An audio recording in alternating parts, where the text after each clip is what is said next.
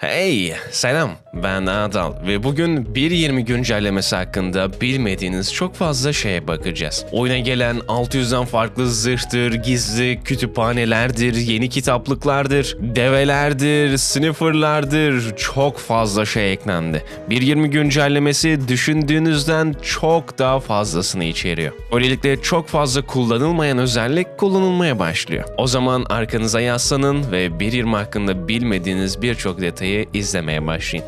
40.000 beyinden sonra 1.20 güncellemesinde Hardcore devam edecek. 1.20 çok güzel. Neden mi?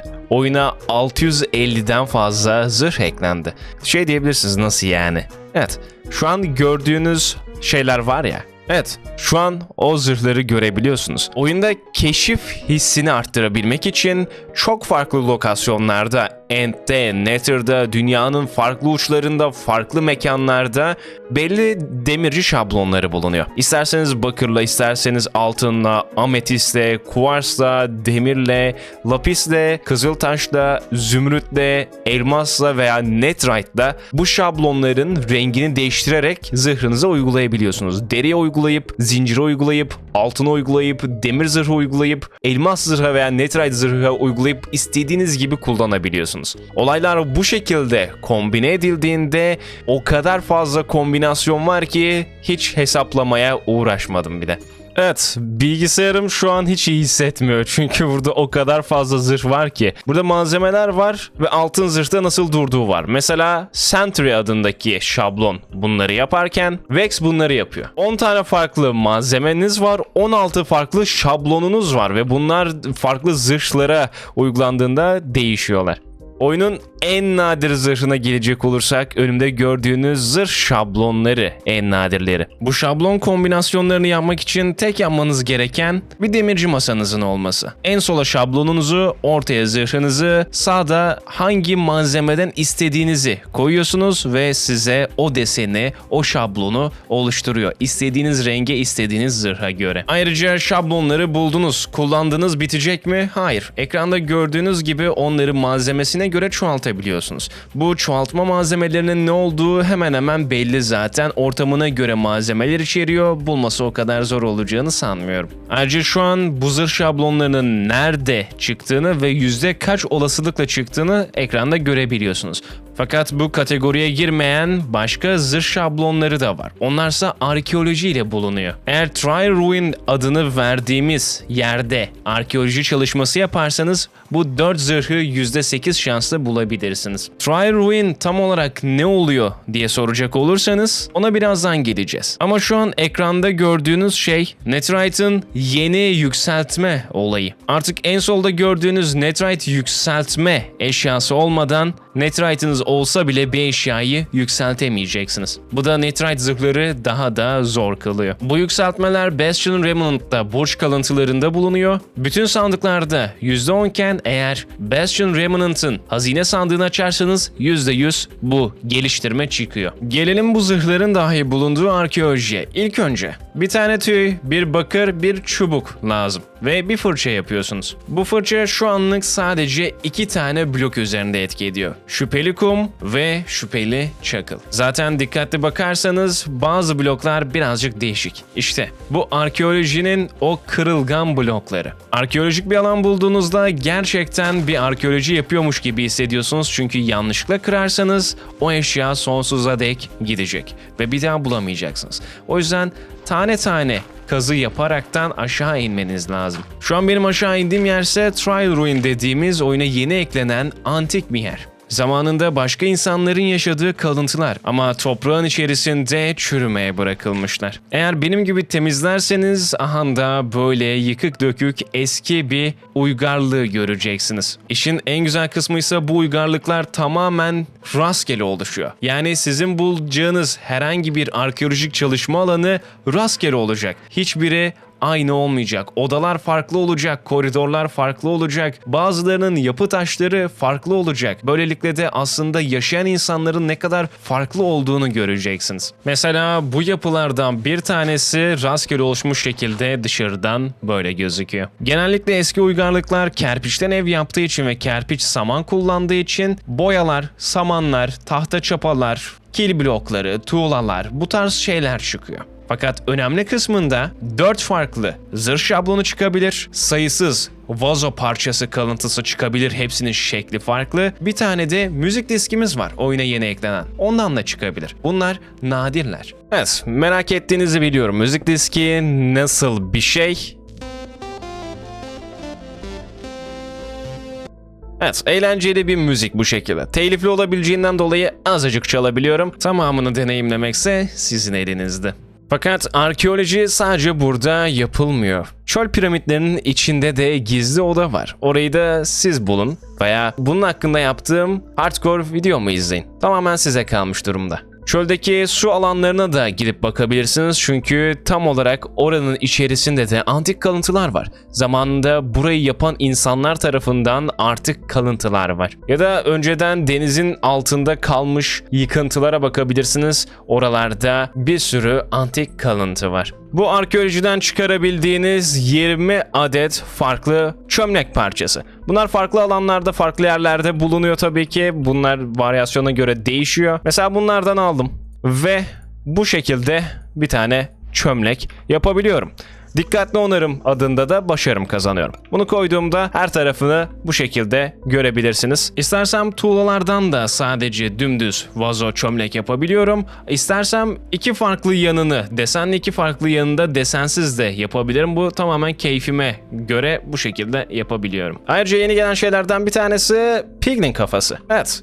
İsterseniz Piglinleri Charge Creeper'la, güçlü Creeper'la patlatıp normalde kafa alma yöntemini kullanabilirsiniz ve o kafaları kullanabilirsiniz. Bakın yürüdükçe kulaklarım falan böyle oynuyor. Arkadaşlarınızı korkutabilirsiniz, Piglin gelmiş gibi. Tamamen size kalmış. Güncellemenin en güzel kısımlarından bir tanesi ise şu. Nota bloklarını koyuyorum ve nota bloklarının üzerine koyduğum kafalara göre sesler değişiyor. Mesela burada bir tane zombi sesi var. Evet, nota çalmak yerine üzerindeki kafayı algılayarak sesini alıyor. Ve Creeper sesinin ne kadar gerici olduğunu bilirsiniz.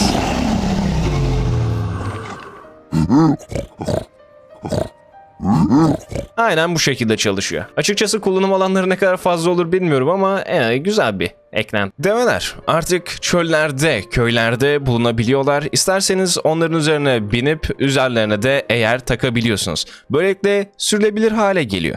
Ayrıca arkadaşlarınız da arkanıza binebilir ve sizinle gelebilir. Kendisi ata göre çok daha fazla uzaklara zıplıyor. Özellikle de zombilerdir, boyu uzun olmayan bütün canlılar size vuramıyor. Okçular tabii ki geceleri sizlere vurabilirler, sizlere ok atabilirler fakat 2 blokluk canavarlar varsa size yetişemeyeceklerdir. Böylelikle atla sürekli suda boğuluyor gibi olurken hop deveyle hiç sorun değil. Ayrıca develeri çiftleştirmek için kaktüs yeterli. Kendilerine sağ tıklayaraktan onları çiftleştirebilirsiniz. Böylelikle küçük develeriniz olacaktır. Aha da burada.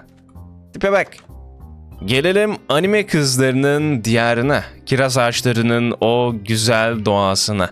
Evet. Burası tamamen başlı başına bir biyom. Pembe yaprakların, sakuraların yavaş yavaş aşağı doğru döküldüğü, hatta yerlerde çok fazla pembiş pembiş çiçeklerin olduğu, yeni odun türünün geldiği bir orman burası. Burası o kadar tatlı bir alan ki arılar burayı çok seviyor ve genellikle burada arı kovanı bulabilirsiniz. Evet, şu an kiraz ağaçlarının yanındayım ve arılar etrafta dolaşıyor, koyunlar etrafta dolaşıyor çünkü burası gerçekten onlar için cana yakın bir alan. Burası kiraz ağacının gövdesi. Kendileri içerisinde tatlı bir tane kek içeriyormuş gibi duruyorlar ve soyduğunuz zaman soyulmuş halleri bu şekilde duruyor. Kapısı çok tatlı, butonları çok tatlı. Burada tuzak kapıları var. Ayrıca hey selam ben Adal. Çok tatlı bir tane tabelamız var. Basamaklar, çitler, yarım basamaklar derken bam! Oyuna yeni eklenen özelliklerden bir tanesi. Sarkan tabelalar. Ben bunu şu şekilde yan da koyabilirim. Öyle sarkan şekilde de koyabilirim.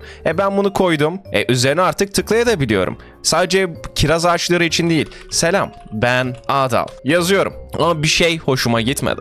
Buraya tıklıyorum. Sonra buraya gülücük koyuyorum. İstersem bunu da geçiyorum. Diyorum ki ben arkasına da yazı yazacağım. Selam ben Adal mesela. Ondan sonra bu böyle kalıyor. İsteyen herkes gelip bunu düzenleyebilir. Arkadaşlarınız sizin tabelalarınızı bozabilir. O zaman ne yapacaksınız? Bal peteği alacaksınız, sağ tıklayacaksınız ve yapıştıracaksınız. Bakın. Yapışkan tatsız bir ses çıkıyor ve bu demek oluyor ki evet, bu artık bal peteğiyle beraber cilalandı ve hiçbir şekilde bunu değiştiremem. Aynı şey bu tabelalar için de geçerli. Hop, arkasına giriyorum, selam yazıyorum ve istediğim zaman tekrardan düzenleyebiliyorum. Bu herhalde Survival'ın en önemli özelliklerinden biri oldu. Oksitlenme engellemek için bal peteği kullanıp sağ tık yaptığınızda bu bal peteğini çıkarabiliyordunuz. Ama tabela için öyle bir şey geçerli değil. O tabelayı kırıp tekrardan koymanız lazım. Zaten bu da büyük bir işlem değil. Eğer dekoratif kullanmak isterseniz bu şekilde rengarenk duruyorlar ve gerçekten tatlılar. Yapımı da çok basit. Zincir koyuyorsunuz, sonra soyulmuş herhangi bir odun koyuyorsunuz. Türüne göre size 6 tane veriyor. Zincirlerin bu şekilde kullanım alanı arttığı için güzel oldu aslında. Bu güncellemeyle oyunda kullanılmayan birçok şey daha işlevli hale gelmiş oluyor. Belki az önce fark etmişsinizdir. Evet, bambu tabela da var. Bambu tabela. Tabele. Peki bambu tabela geldi de bambularla alakalı koskocaman güncelleme gelmez mi? Oyunda işlevsiz olan bir blok daha vardı. O da bambulardı ve sadece evinizin etrafında dekoratif olarak durmasını sağlıyordunuz. Artık öyle bir şey yok. İsterseniz yeşil bir şekilde yapabilir, isterseniz de rengini açabilirsiniz. Bu tamamen size kalmış duruyor. Çalışma masasına gidiyorsunuz. Bambuları 9'luk şekilde, 3'ü 3'lük şekilde koyuyorsunuz ve bir tane bambu bloğu elde ediyorsunuz. Ben hepsini şu şekilde koyacağım ve bambu bloğu elde edeceğim. Ardından bambuları koyarsam buradan bana bambu tahtası geliyor. Bu şekilde normal ne yapabiliyorsam yapabiliyorum fakat bambu basamakların bir özelliği var. Bambu basamaklar sayesinde bambu mozaik yapabiliyorum. İkisini birleştiriyorum ve bambu mozaik oluyor. Daha fazla bambu mozaik istersem bu şekilde üst üste koyup birleştiriyorum. Bunlardan da aynı şekilde mozaik basamak yapabiliyorum. Oyunun klasik olaylarından. Bu şekilde ormana bir ev yapmak isterseniz güzeldir. Orman dışına da yapsanız güzel olur ama en hoşuma gidenlerden bir tanesi bu. Evet, bu tekneler o kadar tatlılar ki. Şuna bakın. Oyuna ayrı bir hava katıyorlar. Gelen bir diğer özellik ise yontulmuş kitaplıklar. Böylelikle istediğiniz kitabı istediğiniz slota koyabileceksiniz. Önceden bunlar da yoktu. Tabii ki sonradan eklendi ama istediğiniz işte büyülü kitaplarınızı koyup, istediğiniz kitap kaleminizi koyup, isterseniz normal düz kitaplar da stoklayabilirsiniz. Ama işin güzel kısmı, karıştırıcı koyduğunuzda bu sinyal farklılaşıyor. Kitapları nereye koyduğunuza göre farklı sinyaller iletiyor. Böylelikle kitabı çektiğinizde sinyali kesebileceğiniz bir sistem yaparsanız ve bu sistemle beraber kapı açılır birden. O kapının içerisinden geçerseniz, bunu arkadaşlarıma yapmıştım serilerde. Burada sadece öylesine bir mantığını anlatayım dedim. Ayrıca bu kitapları hunilerle beraber aktarabilirsiniz. Böylelikle kim hangi kitabı koyarsa hunilerden çekilip sizin depolama alanınıza gidebilir. Yani bu şekilde kullanmadığınız kitapları çöpe atmak veya sadece kitaplığa koyup başka bir yerde türüne göre düzenlenmesini sağlamak istiyorsanız, hani hayal gücünüzle sınırlı, tamamen size kalmış durumda. En beklenen sniffer'lar. Warm Ocean dediğimiz sıcak okyanus diplerinde, aha da şurada gördüğünüz o şüpheli kumların içerisinde bulunuyor. Elde ettiğiniz zaman yumurtayı bir kenara koymanız gerekiyor. 10 dakikada kendi çaplarında çatırdayıp kırılıyorlar. Ardından küçük bebek sniffer'lar ortaya çıkıyor. Ve bu sniffer'ların yaptığı şey koklayıp etraftan antik bitkileri çıkarmak. Ve o bitkileri çıkardıktan hemen sonra siz o bitkileri ekebiliyorsunuz. Çıkardıkları 2 tohum var. Sürahi bitkisi tohumu ve meşale çiçeği tohumu. Tek yapmanız gereken bunları bu şekilde kenara koymak ve onları büyütmek. Bu noktada bu ikisi de güzel dekoratif oluyorlar ama en önemlisi meşale çiçeğinin tohumu. Çünkü sniffer'ları çiftleştirmek ve dikkatlerini çekmek istiyorsanız meşale tohumu en önemli etken oluyor. Ve sniffer'ların gerçekten başka işe yaradığı hiçbir şey yok. Sadece etrafta koklayıp bu 2 farklı çiçeği oyuna eklediler. Her sürümde olduğu gibi arka plan panoramamız tekrardan değişti. Yeni gelen kiraz ağaçlarının arkada hakim olduğu bir gün batımına bakıyoruz. Böyle ufak tepelerin ardından. Bu da güzel, tatlı bir tane panorama olmuş. Artık yeni bir Minecraft dünyası oluştururken oluşturma seçenekleri daha farklı. Bu da Bedrock'la Java'nın birbirleri içerisinde uyum sağlamasına yönelik bir hareket olduğu düşünülüyor. Çünkü bu sekmelere eklenen hiçbir yenilik yok. Gelelim kalibre edilmiş Skulk'a. Normal Skulk'ı alıp 3 ametist parçasını bu şekilde koyarsanız ayarlanmış Skulk sensörü elde edersiniz. Bunun anlamı ne oluyor? Normal Skulk'lar her sesi alıyor. Patlama seslerini alıyor. Birden 15'e kadar Minecraft'ın patlama sistemi var. Ve farklı ses aralıkları var. Benim yemek yemem, etrafta dolaşmam, blok kırmam farklı ses frekansları iletiyor. Ama normal Skulk hepsini alıyor. Ben sadece istediğimi almasını istediğim için ayarlanmış Skulk sensörü kullanabilirim. Buraya karıştırıcımı koyuyorum, önüne kitaplığımı koyuyorum ve kitabımın alıp sayfalarını çevirmeye başlıyorum. Mesela 15 seviye yapacağım. Sayfa sayıma göre. Bitti deyip bunu koyacağım. Ve ne olacak? Skulk ayarlanmış olacak. Bakın normal Skulk sürekli sesi alırken ayarladığım ses almıyor. Çünkü 15'e ayarladım. Yani büyük bir patlama olursa, çok fazla ses çıkaran bir olay olursa anca Skulk sesi alacak ve sinyal yollayacak.